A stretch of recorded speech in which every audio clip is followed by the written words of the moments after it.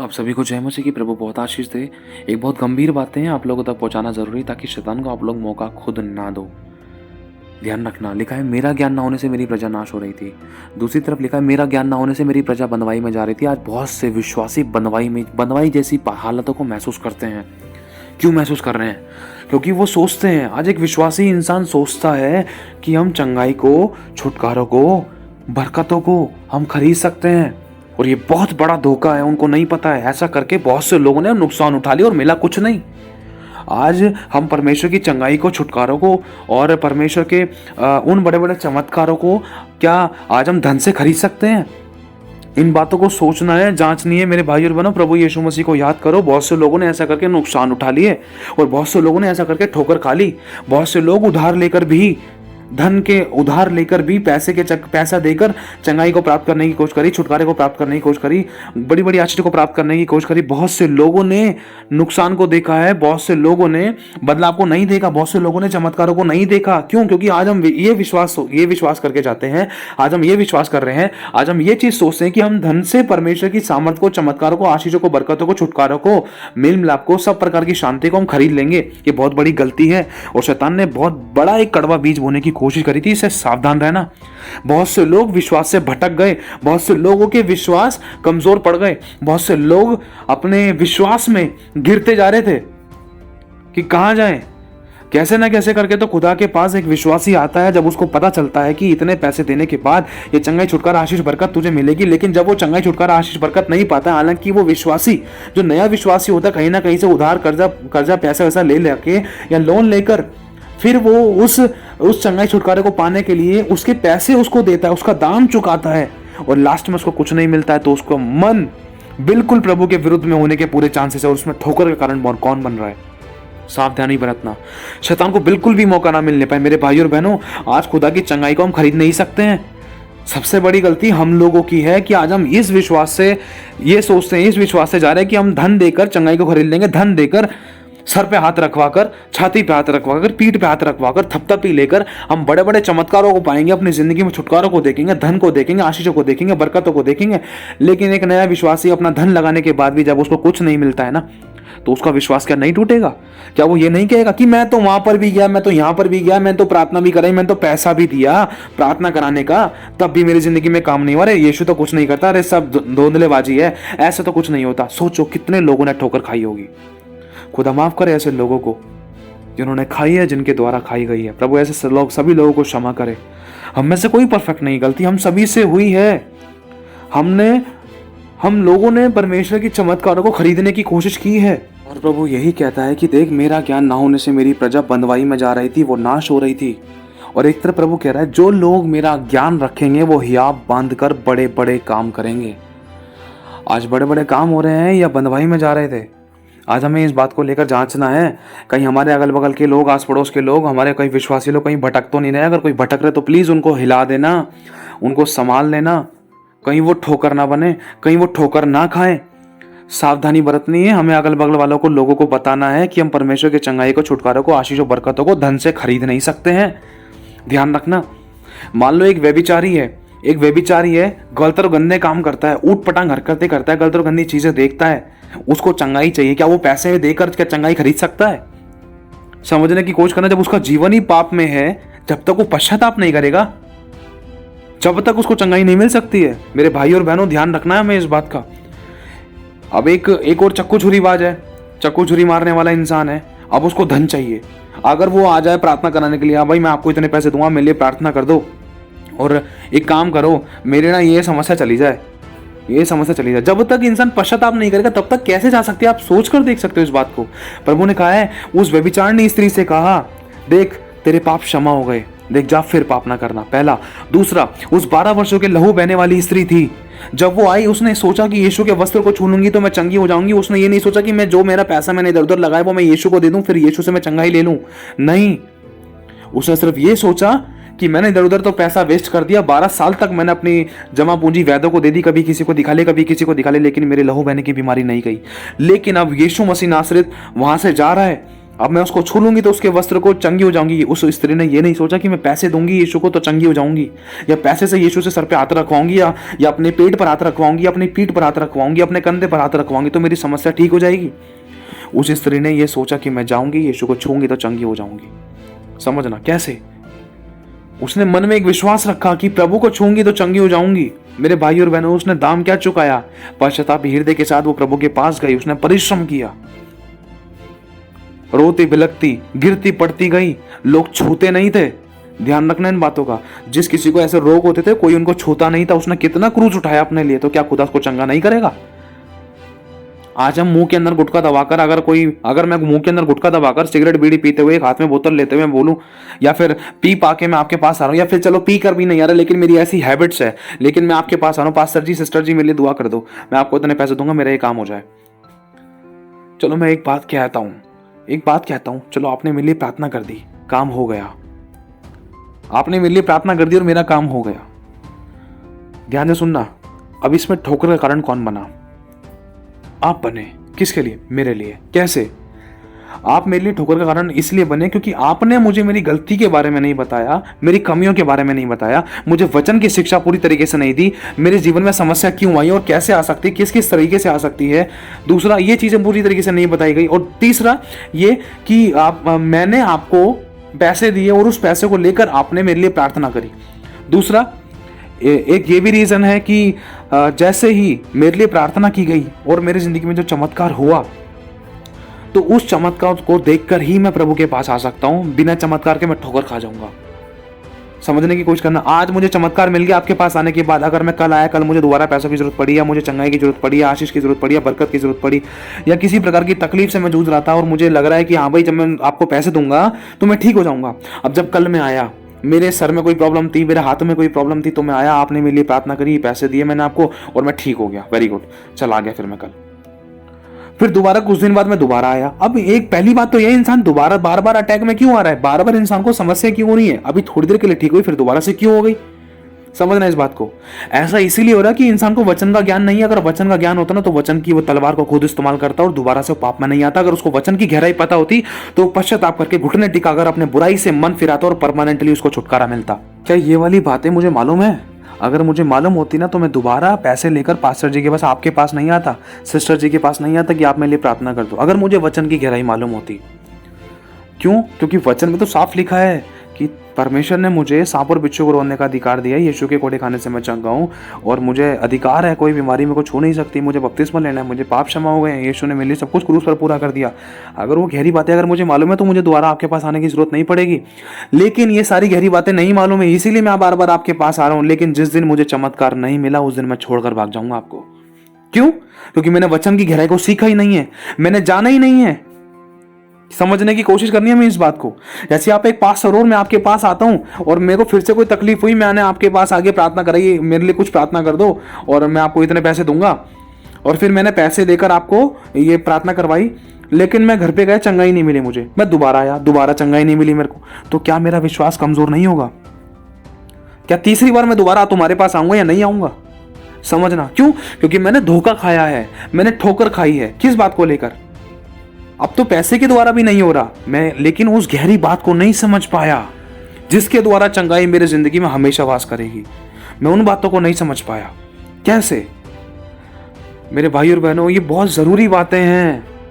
आज बहुत से लोगों ने इन बातों के द्वारा ठोकर खाई है। बहुत से विश्वासी भी गड़बड़ा गए, बहुत से विश्वासियों की भी आशा टूट सी गई। हमारे पास ऐसी कॉल्स आई हैं जिसमें लोगों ने लोन लेकर भी, उधार लेकर भी, कर्जा लेकर भी प्रार्थना कराई है, कर्जा लेकर पैसे लेन देन करके प्रार्थना कराई है, लेकिन फिर भी जिंदगी में कोई बदलाव नहीं। क्या ऐसे लोगों का विश्वास नहीं टूटेगा? उनका क्या होगा? ये सोचो एक बार मेरे भाई और बहनों। और बहुत से लोगों ने, अभी थोड़ी देर पहले भी मेरे पास एक कॉल आया था, मन में दिल दुखता है इन बातों को लेकर। कितने लोग ठोकर खा रहे थे इन चीजों को लेकर।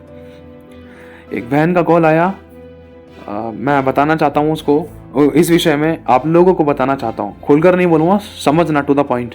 एक बहन का कॉल था, वो 12 वर्षों से बहुत प्रॉब्लम में थी, बेड पर थी वो, और उसके पति के साथ उसका रिश्ता अच्छा नहीं था, बहुत लड़ाई दंगा था।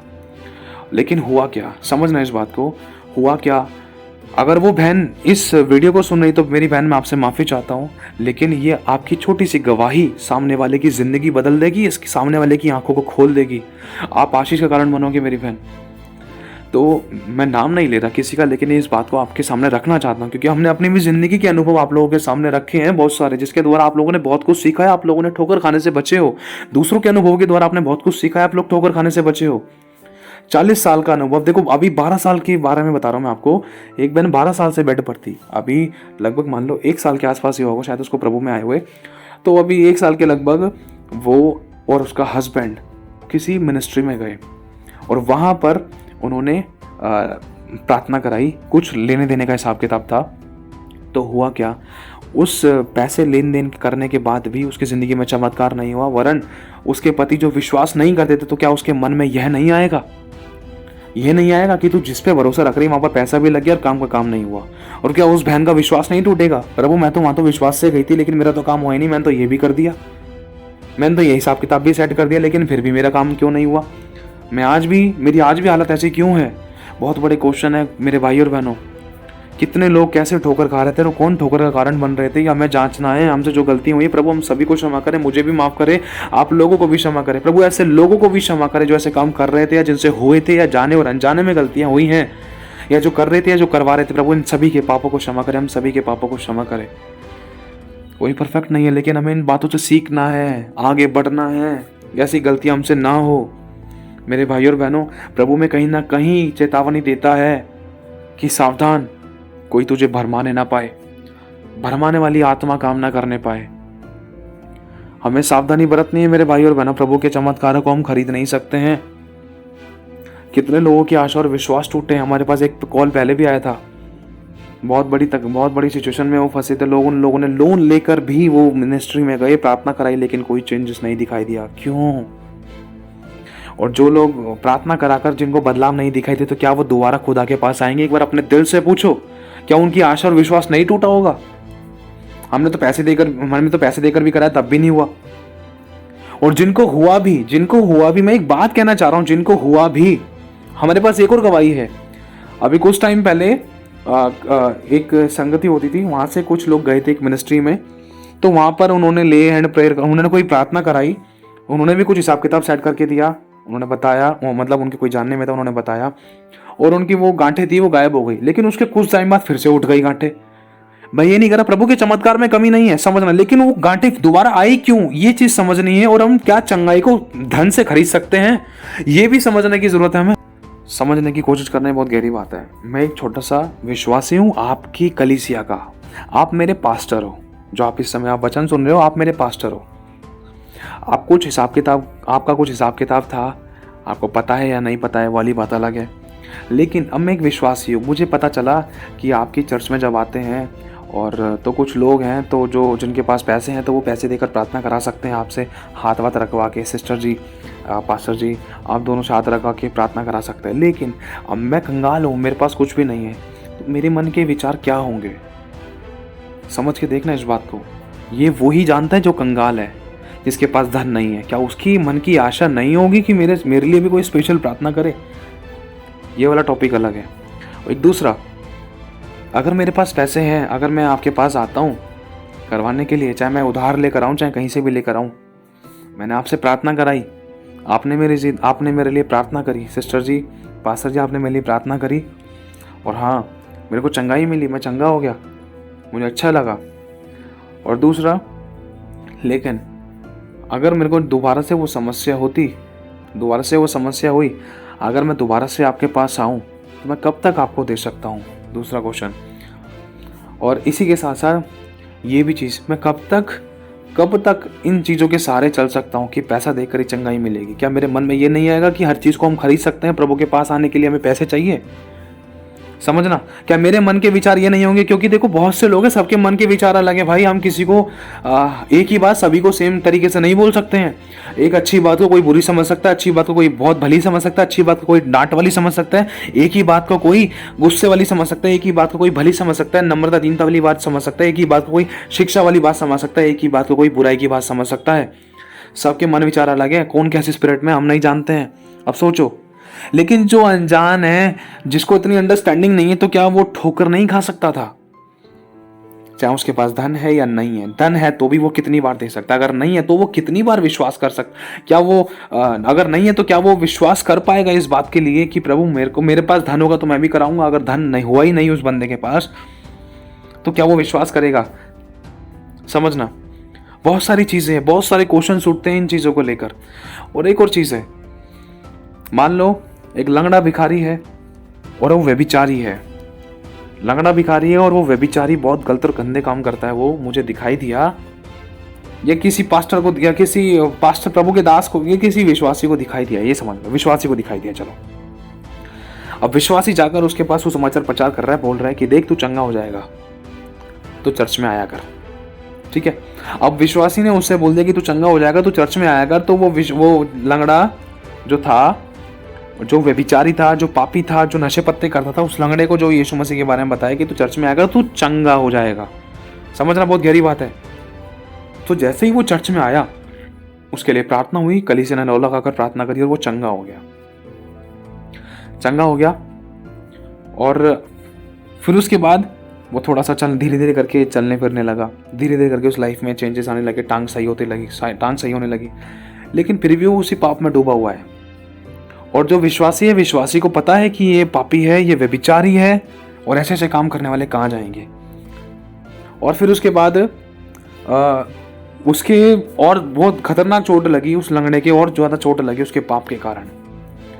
तो उसको दोबारा से बताया गया, देख भाई तेरे चोट कैसे लग गई है, चोट दोबारा लग गई तेरे, कोई बात नहीं है, ये भी ठीक हो जाएगा, तो चर्च में आ, कोई बात नहीं, चर्च में आना मत छोड़ियो, देख तू पहले आया था, तूने छोड़ दिया था चर्च में आना, लेकिन अब तेरे दोबारा चोट लग गई है, ये क्यों लगी है तेरे, चर्च में आया कर।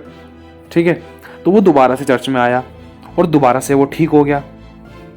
समझने की कोशिश करना, वो ठीक तो हो गया, क्या उसकी आत्मा नाश होने से बचेगी?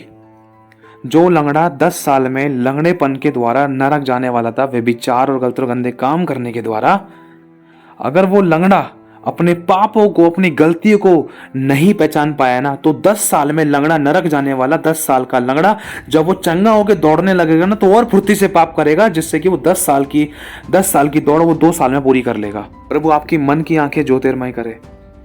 समझने की जरूरत है हमें इन बातों को।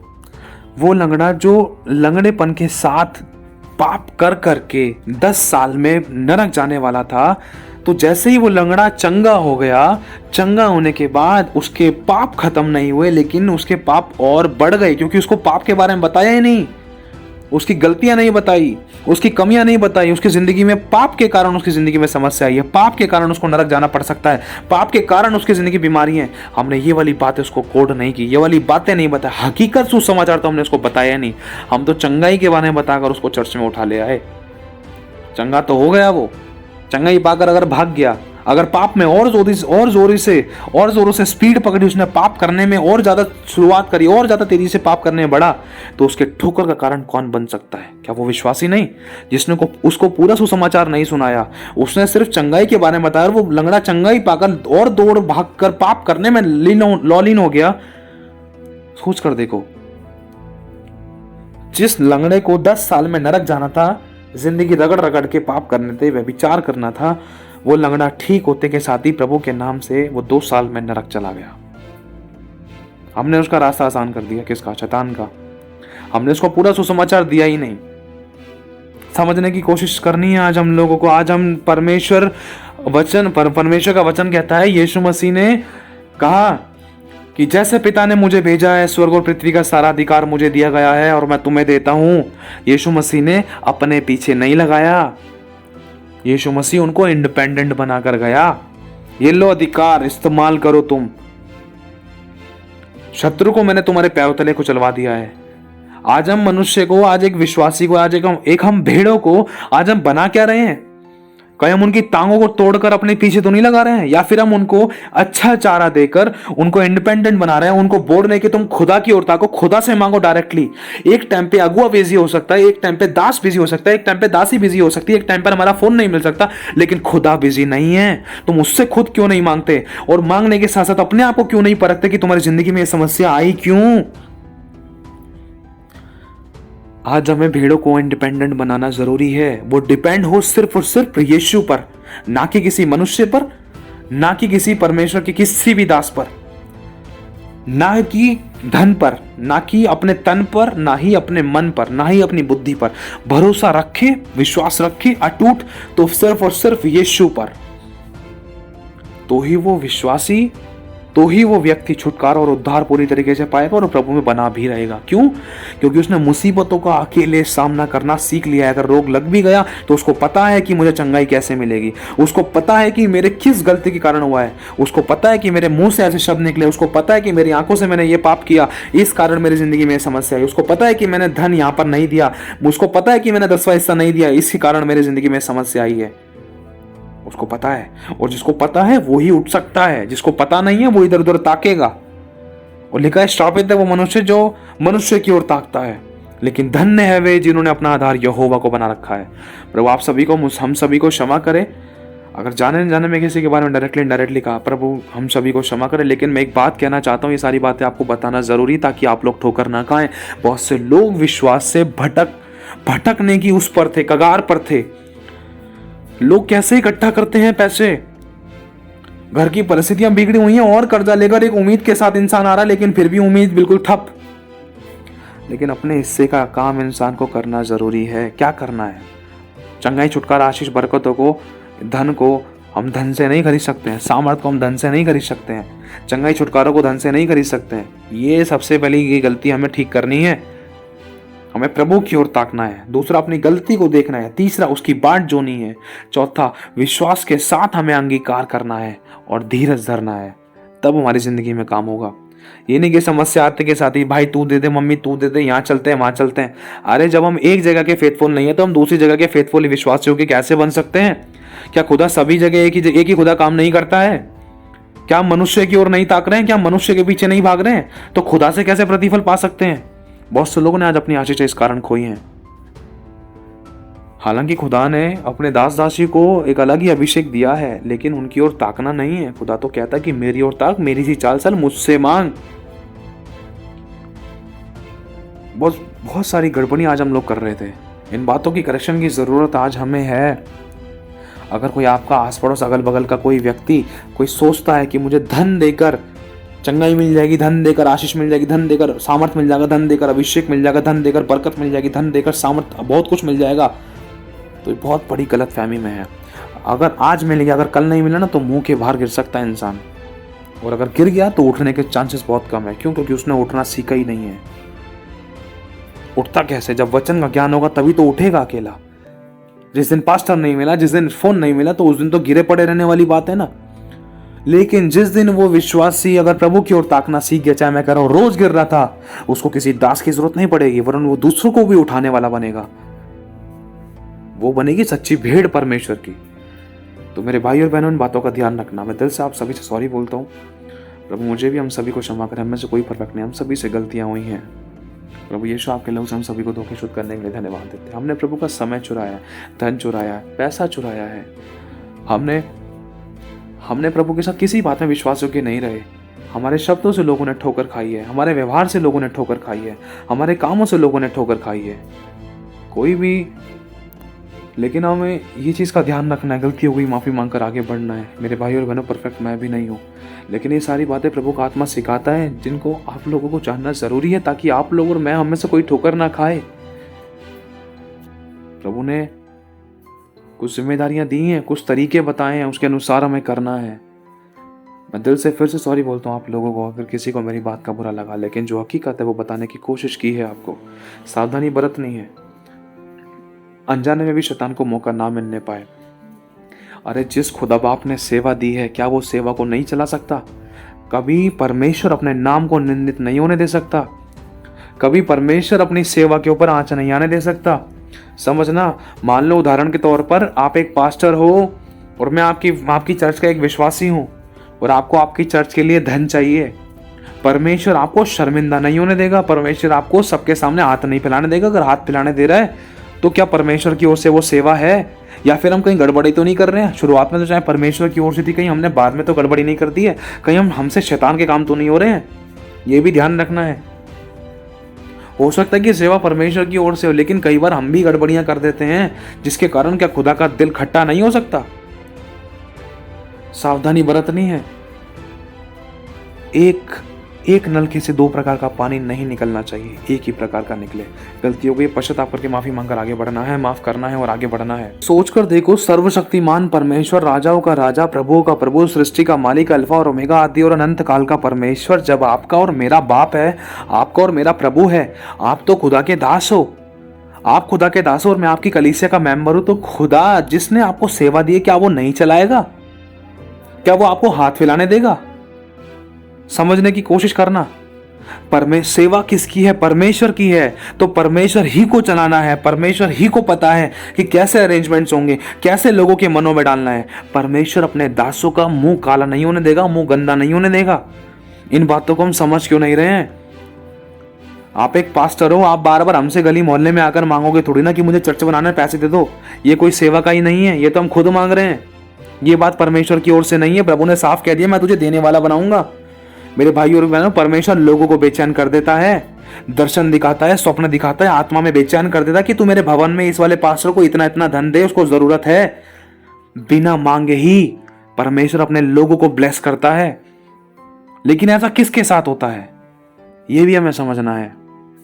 जिनका रिश्ता प्रभु के साथ अच्छा है और जो प्रभु के साथ वफादार है और उसका भय मानकर चलते हैं, सिर्फ उसी की ओर ताकते हैं, तो उन्हीं के साथ ये काम होता है। मान लो अब आप एक सेवा का ही कर रहे हो, आपको चर्च का रेंट चाहिए, आपको चर्च का किराए के साथ साथ बिजली पानी का थोड़ा पैसे की जरूरत पड़ रही चाहिए, आपके पास इस समय पैसे नहीं हो पा रहे हैं, लास्ट मंथ का अच्छे से निकल गया लेकिन इस बार का नहीं हो पा रहा है। अब अगर आप परमेश्वर की ओर ताक रहे हो, तो परमेश्वर मेरे मन में डाल सकता है, या आपके जो चर्च के लोग हैं और दूसरों के भी मन में डाल सकता है, किसी के भी मन में डाल सकता है। मैं कह रहा हूं, दूर देश से भी आपको कौवे की समान रोटी और मीट खिला सकता है, जिसके द्वारा आपके अकाउंट को भरे, जिसके द्वारा आपके भवन में किसी ऐसे अभिषिक्त को भेजकर जो भवन की जरूरतें हैं उनको पूरा कराने के लिए अपने दूतों को भेजकर अपनी महिमा को प्रकट कर सकता है। ना तो वो आपको हाथ फैलाने देगा किसी के आगे, ना तो वो किसी के आगे जी हुजूरी करने देगा, ना वो आपको झुकने देगा। क्योंकि अगर आप झुक रहे हो तो वचन झुक रहा है, अगर आप हाथ फैला रहे हो तो वचन की निंदा हो रही थी और खुदा कभी नहीं चाहता। अगर हम ऐसा कर रहे हैं तो ये मतलब शैतानी काम कर रहे हैं की कोशिश कर रहे थे हम। ये बात प्रभु की ओर से नहीं है, समझना इस बात को। सेवा प्रभु की है, प्रभु ही अरेंजमेंट करेगा, लोग भी प्रभु ही लेकर आता है। बाइबल में लिखा है, प्रभु ने लोगों को उन लोगों में जोड़ दिया, किन में? प्रेरितों में जोड़ दिया। प्रभु ने उन लोगों को मिला दिया, प्रभु लेकर आता है लोगों को। मेरे भाई और बहनों, आज हमें खुदा के साथ वफादार और सावधानी बरतनी है, गंभीर रहना है। खुदा की इच्छा हमने क्या पूछने की कोशिश करी है? कि हम खुदा की इच्छा को जानने की कोशिश करते हैं कि खुदा क्या मैं इससे मांगू या ना मांगू। गवाही इसे नहीं कहते कि मैंने उससे मांगा, मुझे पैसे मिल गए, ये गवाही नहीं है। गवाही वो है कि बिना मांगे मिले और वापस लौटाने भी नहीं है। समझने की कोशिश करना इस बात को। एक छोटी सी गवाही मैं आपको देना चाहता हूं जिसके द्वारा आपका विश्वास बढ़े। हमारे घर के लिए कुछ रेनोवेशन की पैसे की जरूरत पड़ रही थी और रेनोवेशन का काम प्रभु ने शुरू किया, मैं प्रभु का धन्यवाद करता हूँ। तो पैसों की जरूरत पड़ रही थी और मान लो एक लैपटॉप की जरूरत थी, तो प्रभु के हाथों में रखा, प्रभु के हाथों में सौंपा। प्रभु की सेवा के लिए जो भी चीज की जरूरत है, प्रभु हमारे घर की जो भी चीज की जरूरत, जिस भी धन की जरूरत है, तो आप मुहैया करें।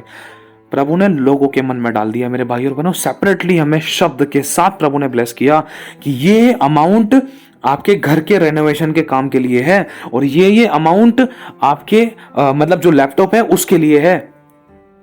समझने की कोशिश करना। ये गवाही आपको इसलिए दी जा रही है क्योंकि सेवा प्रभु की है, काम प्रभु का है। अगर हम प्रभु के साथ वफादार हैं, प्रभु के भवन में होने के लिए वफादार है, तो क्या प्रभु हमारा घर नहीं बनाएगा? सुलेमान ने यहोवा का घर बनाया और सोचो, यहोवा ने सुलेमान का ऐसा घर बनाया कि लोग हैरान हो गए। भवन से बढ़कर यहोवा ने अपने भवन से बढ़कर सुलेमान का घर बना डाला। सोचो, अरे परमेश्वर के महिमा के काम के लिए अगर सोच भी ले तो क्या उसमें आशीष नहीं देगा? यहोवा देगा। कमिटमेंट नहीं करनी है, इच्छा रखनी है। तो ये तरीके हैं। सेवा प्रभु की है, प्रभु को पता है कैसे चलाना है, लेकिन अपने हिस्से का काम हमें ये करना है, सिर्फ उसी की ओर ताकना है, प्रार्थना करनी है, उपवास में आना है। कुछ रुकावटें होती थी उनको तोड़ना है।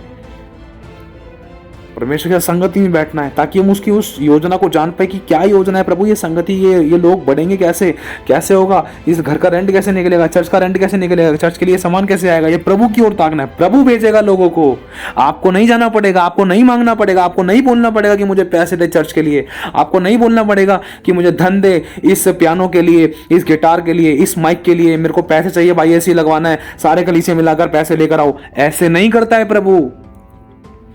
अगर हम प्रेरितों के काम पढ़ें तो उसमें चेलों ने नहीं बोला किसी को लाने के लिए, वरन लोगों को यहोवा ने बेचैन कर दिया, यीशु की आत्मा ने बेचैन कर दिया, और लोग अपना सामान बेच बेच कर प्रेरितों के चरणों में लाने लगे। प्रेरितों ने एक बार भी नहीं मांगा, क्योंकि यीशु ने उनको साफ कह दिया था, ना झोली लेना, ना लाठी लेना, ना बटुआ लेना, वरन मजदूर को उसकी मजदूरी दी जाएगी। कौन देगा? यहोवा देगा। क्योंकि जब परमेश्वर का काम प्रभु के लोग कर रहे हैं तो क्या प्रभु उनका काम नहीं करेगा? क्या करेगा? लेकिन हमें समझ नहीं आ रहा, यही तो बातें समझ नहीं आ रही। तभी तो कहते हैं कि प्रभु की और हमारे विचारों में जमीन आसमान का अंतर है। लेकिन खुदा बाप का शुक्र है, प्रभु ने आज हमें ये सभी बात सिखाई। प्रभु की तारीफ हो, प्रभु की महिमा हो। प्रभु आशीष आप सभी को। जय मसीह की।